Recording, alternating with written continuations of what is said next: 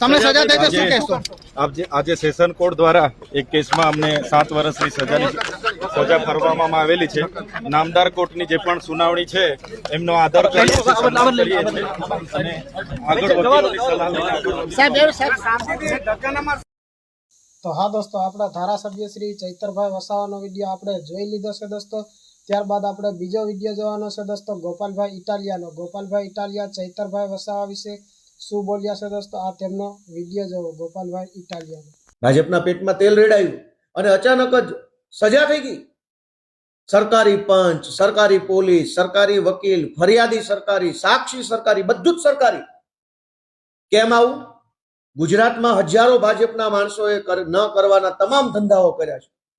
એને તો પોલીસ સ્ટેશનના લોકઅપમાં 1 કલાક બેસાડવામાં નથી આવતા. ચૈતર વસાવા જ કેમ? કેમ કે ચૈતર વસાવા ઝૂકતો નથી, ડરતો નથી, ઉભો રહેતો નથી. એ સતત લડ્યા કરે છે, અવાજ ઉઠાવ્યા કરે છે. વિધાનસભાથી લઈ સડક સુધી, ગામની ગલીથી લઈ અને સર્વોચ્ચ જગ્યાઓ સુધી થઈ એ આદિવાસીઓ માટે લડે છે. આજે બહુ આદિવાસી સમાજ નારાજ થયો છે, દુઃખી થયો છે. ભાજપે જે ષડયંત્ર કરીને આદિવાસીઓના અવાજને દબાવવાનું જે કામ કર્યું છે એનો જવાબ ચૈતર વસાવા આપશે. આમ આદમી પાર્ટી તો આપશે જ આપશે, પણ આદિવાસી સમાજ ભાજપને જવાબ આપવાની છે આજે ભાજપે જે ષડયંત્ર કર્યું છે એનો. Thank you. સાક્ષી સરકારી, પોલીસ સરકારી, ફરિયાદી સરકારી, વિટનેસીસ બધા સરકારી, પંચનામું સરકારી, બધું જ સરકારી છે. તો સ્વાભાવિક છે કે આખું ષડયંત્ર ઉભું કરવામાં આવ્યું છે ચૈતર વસાવાની વિરુદ્ધમાં. ચૈતર વસાવાને કહેવામાં આવ્યું હતું ભાજપ દ્વારા કે પાર્ટી બદલી નાખો, બધું સારું થઈ જશે. પાર્ટી બદલી હોત તો આ ચુકાદો ન આવે.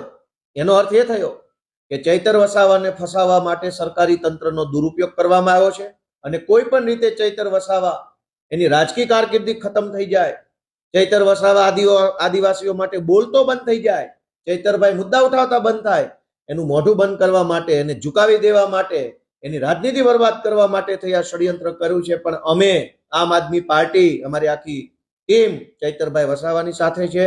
આદિવાસી સમાજ ચૈતરભાઈની સાથે છે. ભાજપ સામે અમે ઝૂકવાના નથી ક્યારેય.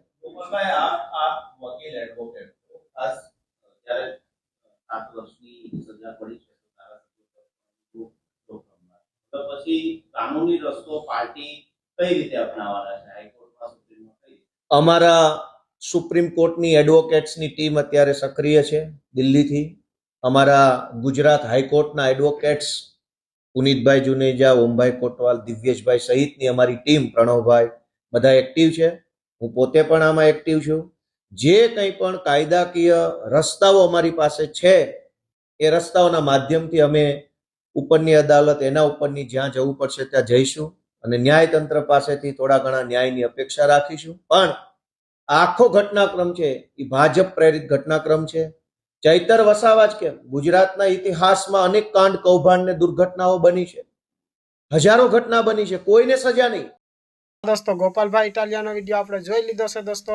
ચૈતરભાઈ વસાવાના જેલમાં ગયા પછી દોસ્તો ભાજપને શું ફાયદો છે અને શું ફાયદો કરવા માટે દોસ્તો ચૈતરભાઈ વસાવાને જેલમાં મોકલવામાં આવ્યા છે દોસ્તો. 7 વર્ષની સજા આપી છે આ વિડીયો. આજે ચર્ચા કરવી છે કે ચૈતર વસાવા જે આમ આદમી પાર્ટીના દેડિયાપાડાના ધારાસભ્ય છે, ખરેખર એમનું ધારાસભ્ય પદ ગયું છે કે તે હજુ પણ ધારાસભ્ય તરીકે યથાવત છે? એ ચર્ચા એટલા માટે કરવી છે કારણ કે ભારતીય જનતા પાર્ટીના નેતા જે પૂર્ણેશ મોદી છે તેમણે સ્પષ્ટ વાત કરી દીધી હતી કે હવે જે ધારાસભ્ય ચૈતર વસાવા છે એમની પાસે પદ નથી રહ્યું. અને હવે ચર્ચા એ પણ કરવી છે કે જ્યારે ચૈતર વસાવા જેલમાં છે તો એમની પાછળ સૌથી વધારે ફાયદો કોને થવાનો છે? ગોપીબેન, ચર્ચા સૌથી પહેલા એ કરવી છે કે ધારાસભ્ય પદ તરીકે હજુ પણ જે આ પદ યથાવત છે ચૈતર વસાવા પાસે કે લઈ લેવામાં આવ્યું છે? બિલકુલ, આમ જોવા જઈએ તો ચૈતર વસાવાનું ધારાસભ્ય તરીકેનું જે પદ છે, ગઈકાલે પૂર્ણેશ મોદી દ્વારા કહેવામાં આવ્યું કે સજા અનાઉન્સ થઈ ગઈ છે, એટલે સજા પડી ગઈ છે, એટલે એમનું પદ જતું રહે. પરંતુ એના માટેની એક ઔપચારિક પ્રક્રિયા હોય છે. આ જે ઔપચારિક પ્રક્રિયા છે એ ગુજરાતમાં વિધાનસભાના જે સ્પીકર છે આપણા શંકર ચૌધરી, એમના દ્વારા કરવામાં આવતી હોય છે. હાલાકી અત્યારે શંકર ચૌધરી પોતે ભારતમાં જ નથી, અત્યારે તેઓ ડેનમાર્કમાં છે અને તેના જ કારણે આજે ઔપચારિક પ્રક્રિયા કરવી પડે તે ઔપચારિક પ્રક્રિયા હજી સુધી થઈ નથી. આ પ્રકારના જે સોર્સ અમારા સોર્સ છે એ કહી રહ્યા છે રિદ્ધિ. અને સાથે સાથે બીજી મહત્વપૂર્ણ અહીંયા આગળ વાત એ પણ છે કે ચૈતર વસાવા, જો આમ જોવા જઈએ તો 2017 નો એક કિસ્સો આપણા દર્શકોને કહી દઉં કે 2017 જ્યારે ભૂપેન્દ્રસિંહ ચુડાસમા જેઓ ધોળકાથી ચૂંટણી લડ્યા હતા અને તેમના ઉપર આરોપ લાગ્યો હતો, કોંગ્રેસના જે નેતા હતા તેમના દ્વારા એલિગેશન કરવામાં આવ્યા હતા અને એટલું જ નહીં, પબુભા માણેકનું ફોર્મ ગલત હતું, તેમને ખોટી માહિતી આપી છે એ વાત હાઈકોર્ટના ઓર્ડરની અંદર હતી. આમાં પણ હતી, ભૂપેન્દ્રસિંહ ચુડાસમાના કેસમાં પણ હતી, પબુભા માણેકના કેસમાં પણ હતી અને તેઓ સુપ્રીમ કોર્ટમાં ગયા હતા. બંને નેતાઓ સુપ્રીમ કોર્ટમાં ગયા હતા. એ બંને નેતાઓની જગ્યાએ ત્યાં આગળ પેટા ચૂંટણી નહોતી થઈ કારણ કે કેસ એમનો ચાલુ હતો. એટલે જ્યાં સુધી આ કેસ ચાલુ રહે છે કે ગુજરાત હાઈકોર્ટમાં જાય છે, ગુજરાત હાઈકોર્ટમાં આ કેસ ઉપર હિયરિંગ થઈ રહી છે, તો અત્યારે તરત ને તરત પેટા ચૂંટણી ત્યાં નહીં આવી શકે. એટલે એમનું ધારાસભ્ય તરીકેનું જે પદ છે તે તરત ને તરત જવું શક્ય નથી. જ્યાં સુધી ચૂંટણી ન થાય ત્યાં સુધી કાં તો 2027 ની ચૂંટણી આવી જાય, કાં તો પછી કોર્ટ આના ઉપર શું નિર્ણય લે છે. માની લઈએ કે કોર્ટે નિર્ણય લીધો અને સજા જે છે એ યથાવત રાખી કે લોઅર કોર્ટે, રાજપીપળાની જે કોર્ટે સજા સંભળાવી છે, સજા અમે કન્ટિન્યુ કરીએ છીએ, 7 વર્ષ માટે કન્વિક્શન આપે છે ગુજરાત હાઈકોર્ટ, તો પછી એમનું ધારાસભ્ય તરીકેનું પદ પણ એમાં પણ એમને સુપ્રીમ કોર્ટનો એક રસ્તો ચોક્કસથી મળે છે. એટલે જો એવું હોય કે ભારતીય જનતા પાર્ટીના નેતાઓ માટે અલગ નિયમ અને આમ આદમી પાર્ટીના નેતાઓ માટે અલગ નિયમ, તો પછી અહીંયા આગળ કંઈ પણ